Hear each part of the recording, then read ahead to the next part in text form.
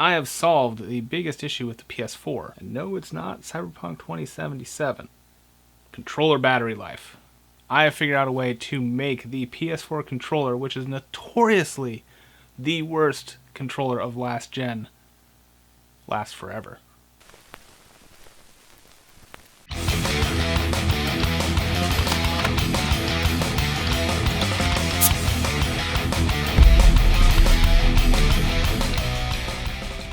Before I go into how this works and how to actually do it yourself, if you decide to do what is honestly a pretty ridiculous mod, I want to give you a little bit of backstory on the other controllers in this console's generation, just in case you aren't aware. The Xbox One's controller lasts for up to 30 hours. The Switch Pro controller on average lasts 40 hours. PS4, 4 to 8 hours maximum. Not 48 hours, 4 to 8. At worst possible outcome, this controller lasts a tenth of the length of a Switch Pro controller.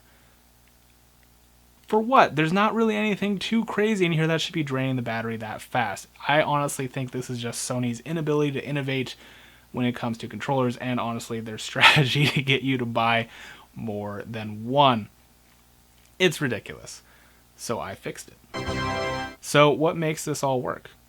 Well, it really boils down to two things. One is a clever mounting solution, which we're going to get into in a minute. And two is this thing. This is the Power Junkie Blind Spot NPF battery to USB and DC power adapter. Wow, that's a mouthful. What does it mean?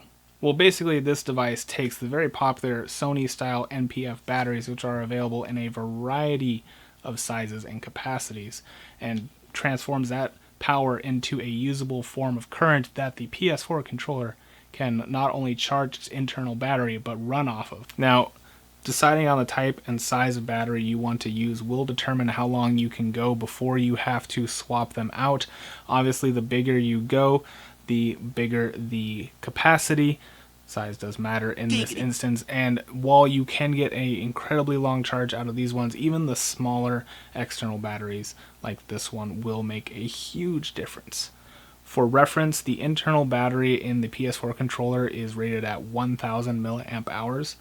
This one is 2200 milliamp hours, and this one is 8800 milliamp hours. So if you factor in a fully charged controller battery when you plug these in, this one will nearly triple the battery life of your controller, and this one will increase it by 10 times before you have to swap it out for a fresh one. This also means that if you are on top of recharging these batteries, when you hot swap them out, your PS4 controller could in theory last an indefinite amount of time. Now, before we go any further, I would like to preface that this controller mod is very expensive and very unnecessary. To get all of these parts off of Amazon right now, you're looking at about $100 or more. You can very easily get a second PS4 controller and a charging station for much less than that. However, I would recommend this to one of two kinds of people. Either one, you're like me and you already have all this stuff laying around anyways. I'm a total gear nut. In case you guys don't know, I do lots of gear reviews, so if you're new to the channel, make sure to hit that subscribe button down below. Or you're the second type of person and you either have a favorite controller or you just are tired of swapping your controller in the middle of your gaming session and wish you had an easy way to swap out batteries. Kind of like how the 360 controller had it. Remember that? Remember the Xbox 360 controller with the hot swappable rechargeable battery packs? Now that was an elegant solution. Why did we go away from that? All right, just had to get that out of the way. Let's get into the mod. And here's what you'll need to make this mod work. Obviously a PS4 controller and the blind spot power adapter, as well as the NPF battery. In addition to that, you will need a heavy-duty epoxy that works for both plastic and metal. I went with the Gorilla Glue 5-minute set clear epoxy. You'll also need a micro USB to USB cable, no more than 4 inches, as any extra cord could potentially cause a snag or tangle, and a thumb wheel lock that has a 1/4-inch thread as well as a 1/4-inch thread screw. In this case, I actually took an existing 1/4-inch screw that I had and cut off the top so that it had a thread on both the top and the bottom. Now, before we glue this on, we have to get this assembled, and the reason for that is this will give us the best chance for positioning. I'm then going to take a file and rough up the side of the thumb screw that's pointing up. This is to make sure that the epoxy adheres as good as possible to the thumb wheel lock. And then I'm going to do something very similar to the controller. I'm going to use this thumb screw to figure out exactly where I want this to be positioned and just mark it off with some little dots using a Sharpie. And using an X-Acto blade, I'm going to cut the general shape of the sticker. It doesn't have to be exact. It doesn't have to be super pretty. Just make sure you don't go outside the marks for the thumb screw that you just made. And now we're going to use the X-Acto blade to score the back of this controller, basically just creating a abstract pattern that the glue can adhere to. This 2-part epoxy is really easy to use. Just make sure you have equal parts of both sides and you mix it really well. Then when you apply it, make sure you don't over apply it. It does have a very liquid consistency at the beginning, and it does have a tendency to kind of get everywhere. Now, you do have some time once the glue is applied to get this set up exactly the way you want it. I ended up moving around quite a bit and eventually propping it so it created a level surface to rest on.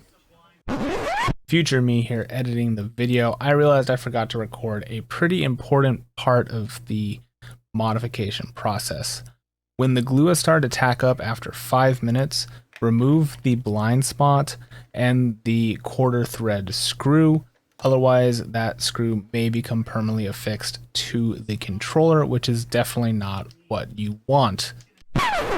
After 24 hours has passed, you are now safe to reassemble everything. So make sure you assemble this in the same order as last time, which is 1/4-inch screw into the blind spot as tight as it will go, and then securing all of that into the thumb wheel.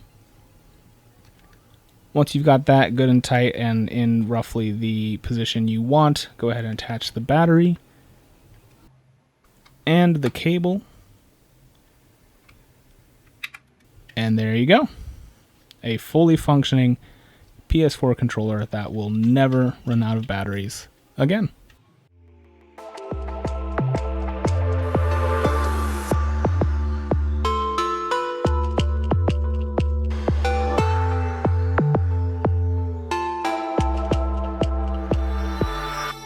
Now, I know some of you are going to mention in the comments, why did I not do this mod on a PS5 controller?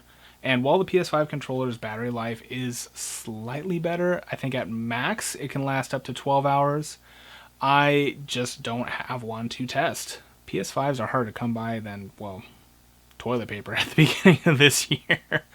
I do not have one yet, and I do not see myself getting one in the near future for a reasonable unscalped price. So I will actually include a alternate cable that will work with the PS5. However, I cannot say for sure if the glue that I'm using for this mod will work for the next gen controller.